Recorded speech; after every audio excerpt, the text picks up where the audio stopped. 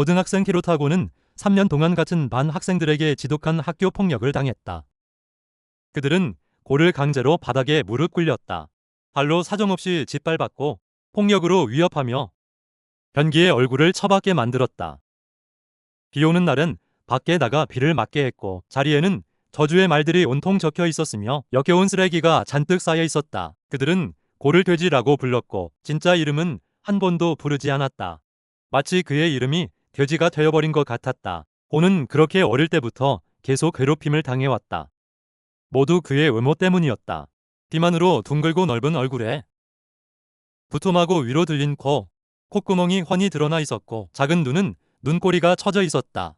반 친구들은 그가 돼지 얼굴을 하고 있다고 여겼다. 심지어 식사 시간엔 밥을 바닥에 쏟아붓고 고를 강제로 무릎 꿇린 뒤 돼지처럼 바닥에 떨어진 음식을 전부 먹게 했다. 이런 굴욕은 그를 극심한 고통에 빠뜨렸다. 고도 한때 반항해 보려 했지만 돌아온 것은 더욱 심해진 폭력뿐이었다.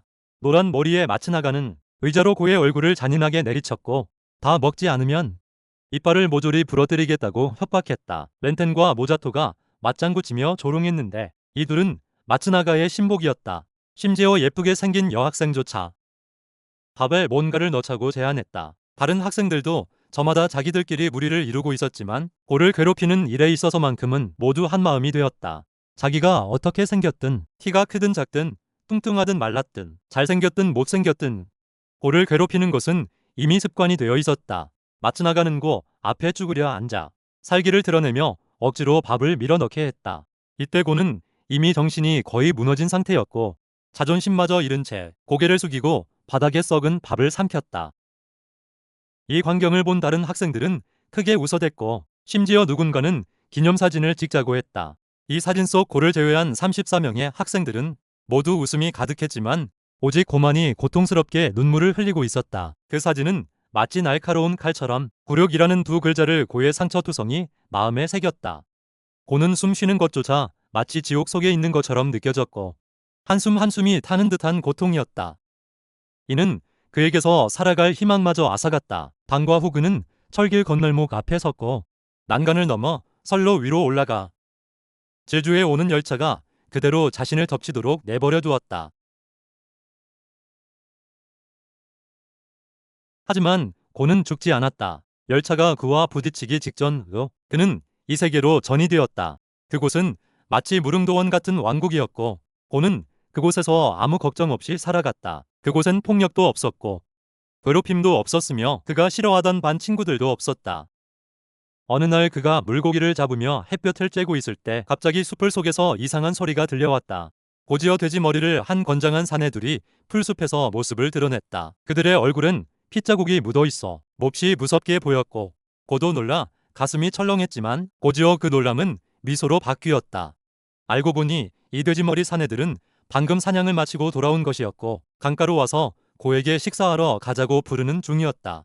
고는 이미 그들과 아주 친한 친구가 되어 있었다. 그날 그는 갑자기 이 세계로 소환되었고 헤어나 보니 돼지 종족에게 둘러싸여 있었다. 저마다 무기를 손에 든 채 흉악해 보였고 고는 이미 죽을 각오까지 했었지만 이 돼지들은 오히려 그를 거두어 주었다. 그 후 반년 동안 고는 이곳에서 걱정 없는 나날을 보냈다. 그는 가끔 어쩌면 자신의 이 돼지 같은 얼굴 덕분에 그들이 자신을 같은 종족이라 여기는 것 아닐까 생각했다. 돼지 부족의 아이들도 그를 무척 좋아했는데 꾸꾸라는 이 아기 돼지는 직접 만든 돼지 인형을 고에게 선물하기도 했다. 원래 세계의 그 반 친구들은 겉모습은 번지르르했지만 속은 더없이 추악했다. 돼지 부족의 돼지들은 겉모습은 무섭지만 마음속엔 포용과 선함이 가득했다. 이 또한 고에게는 오랜만에 삶이 이렇게 즐겁고 행복할 수 있다는 걸 처음 깨달은 순간이었다. 그뿐만 아니라 고는 이 세계에서 사랑도 경험하게 되었다. 우연한 계기로 고는 뜻밖의 엘프족 카렐리아를 알게 되었고 그녀의 순수한 마음에 고는 깊이 빠져들었다. 카렐리아 역시 고의 선한 마음을 아주 좋아했다. 한 번은 둘이 함께 나들이를 갔을 때 고는 카렐리아의 얼굴을 보며 그녀가 가끔 자신의 여동생과 꼭 닮았다고 느꼈다. 하지만 여동생은 화재로 세상을 떠났고 지금까지도 화재의 원인을 알아내지 못했다. 그렇게 그는 마지막 남은 혈육마저 잃었다. 여기까지 생각하자 고는 눈물을 흘렸고 카렐리아는 그의 눈가에 흐른 눈물을 닦아주었다. 이 아름답고 착한 엘프는 고의 마음속 상처를 어느 정도 어루만져 주었다. 그날 고는 카렐리아에게 보석 목걸이를 선물했다. 두 사람은 말로 하진 않았지만 그것은 둘 사이의 정표였다. 카렐리아의 얼굴은 붉게 물들었고 그녀는 선물을 받아들였다. 이는 두 사람이 처음으로 연인 관계를 확인한 순간이었다. 헤어질 때 고는 아쉬운 눈길로 카렐리아의 뒷모습을 바라보며 속으로 생각했다. 엘프족은 원래 인간을 유독 싫어한다고 들었는데 아마도 자신의 이돼지 얼굴 덕분에 카렐리아가 정말로 자신을 인간으로 여기지 않는 것 같다고? 부족으로 돌아온 뒤에도 돼지 인간들은 여전히 갓 잡아온 사냥감으로 그를 대접해 주었다. 고는 문득 이런 생각이 들었다. 인간들과 함께 살지 않으니 오히려 더 사람답게 살고 있다고? 이런 생활이 계속 이어질 수 있다면 얼마나 좋을까 하고. 하지만 어느 날 고가 부족으로 돌아왔을 때 그는 알게 되었다. 그들의 평온하고 행복했던 삶이 무참히 깨져버렸다는 것을. 마을은 것은 불길이 타오르고 있었고 수많은 집이 불타 무너져 있었다. 마을 사람들도 죽거나 다쳤고 포만난 시신들이 사방에 흩어져 있었다. 불길 속에서 고는 검을 든 채 갑옷을 입은 세 사람을 보았는데 그 우두머리는 다름 아닌 예전에 자신을 무릎 꿇려 밥을 먹게 했던 반 친구 노란 머리의 마츠나가였다. 어이, 누군가 했더니 우리 반의 그 돼지 아니냐. 왜 너희들이 이 세계에 있는 거야? 아, 글쎄, 그걸 누가 알겠냐. 우리가 눈 떴을 때는 말이야. 너 하나만 빼고 나머지 34명 전부 이 세계로 왔더라고. 노자토가 바닥에 떨어진 돼지 머리를 주우며 말했다. 그때 우리는 생각했지. 너 혼자 어디 갔나 하고 알고 보니 이 돼지들이랑 살고 있었네.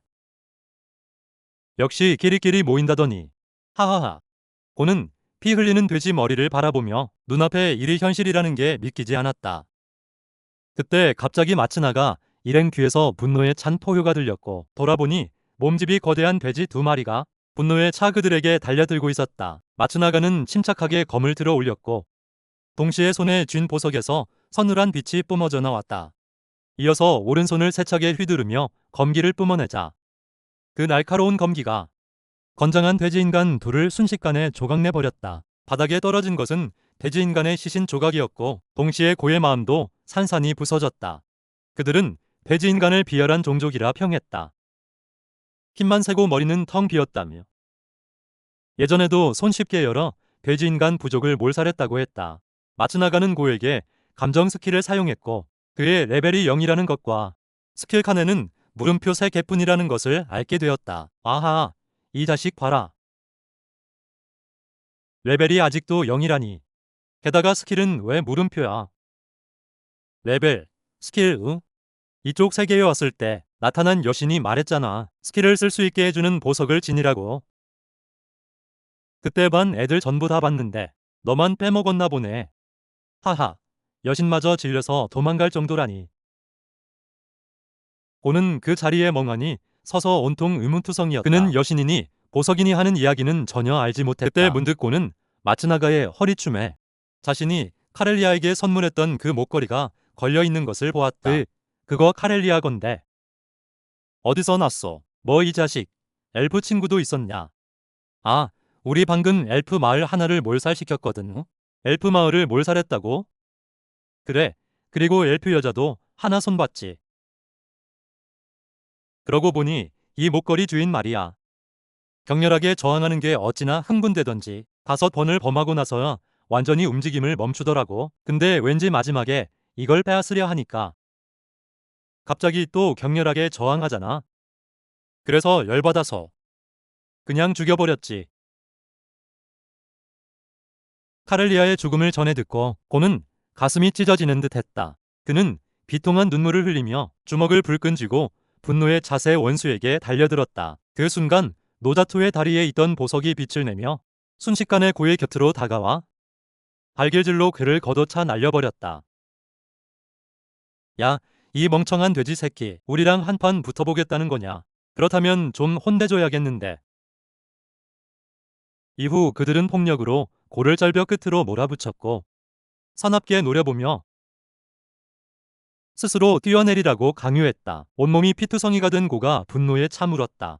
왜 너희들은 그렇게 쉽게 남을 해칠 수 있는 거야? 그렇게 많은 사람을 죽이고도 죄책감이라곤 눈곱만큼도 없는 거야? 뭔 소리를 하는 거야? 스킬이란 걔 원래 폭력을 위해 존재하는 거잖아. 우리는 여신에게 선택받은 사람들이라고. 너 같은 밑바닥 인생이랑은 다르지. 게다가 내 눈앞에 바퀴벌레나 파리 같은 해충이 있으면 너도 망설임 없이 때려잡을 거잖아. 뭐라고요? 이 세계엔 법 같은 거 없거든. 뭐든 마음대로 할 수 있다고. 자, 이제 떨어져도 좋아. 이 하찮은 목숨 여기서 끝내라. 고는 증후에 찬눈으로 눈앞에서의 원수를 노려보며 이가 부서질 듯 악물었고 절대 용서하지 않겠다고 맹세했다. 그때 마츠나가는 이제 질렸다는 듯 발로 고를 절벽 아래로 걷어차 버렸다. 그들에게 있어 고의 목숨 따위는 있어도 그만 없어도 그만이었고 그를 죽이는데 아무런 죄책감도 없었다. 애초에 그를 사람으로조차 여기지 않았기 때문이다. 하지만 고는 그렇게 죽지 않았다. 날카로운 나뭇가지와 아래 웅덩이가 충격을 완화해준 덕분에 고는 목숨을 건졌다. 그가 가장 먼저 한 일은 자신의 상처를 살피는 것이 아니라 부족으로 돌아가 다친 돼지 인간들을 구하는 것이었다. 마을로 돌아왔을 때 대부분의 돼지 인간이 이미 죽어 있었고 살아남은 이는 얼마 되지 않았다. 예전에 인형을 선물해 주었던 아주머니마저 목숨을 잃었다. 너무나 잔혹한 일이었다. 그는 아직 순진한 아이일 뿐이었는데 지난날의 장면들이 고의 머릿속에서 계속 되풀이되었고 카렐리아의 아름다운 미소에서 멈췄다. 고는 가슴이 칼로 도려내지는 듯한 아픔을 느꼈고 창자가 끊어지는 듯한 고통에 하늘을 향해 크게 웃음을 터뜨렸다. 미안해, 다들. 왜 그들은 다 스킬이 있는데 나는 왜 아무것도 없는 거야? 왜 나만 여신의 가호를 받지 못한 거야? 힘을 원해. 동료들의 복수를 할 수 있는 힘을. 힘이 있다면 카렐리아도 지킬 수 있었을 텐데. 바로 그때 아주머니를 잃은 아버지도 분노에 찬 울부짖음을 토해냈고 증오의 씨앗이 돼지 인간들의 마음속 깊이 뿌리내렸다. 너희도 억울하지. 가족이 죽고 마을이 사라졌어. 그들이 우리를 이 지경으로 몰아넣었어. 너희도 다 복수하고 싶잖아. 우리가 돼지라서. 그들이 엘프라서. 내가 못생겨서. 그들은 거리낌 없이 우리를 학살하고 박해해도 되는 거야? 무기를 들어라. 우리 모든 힘을 모아서. 피에는 피로, 이에는 이로.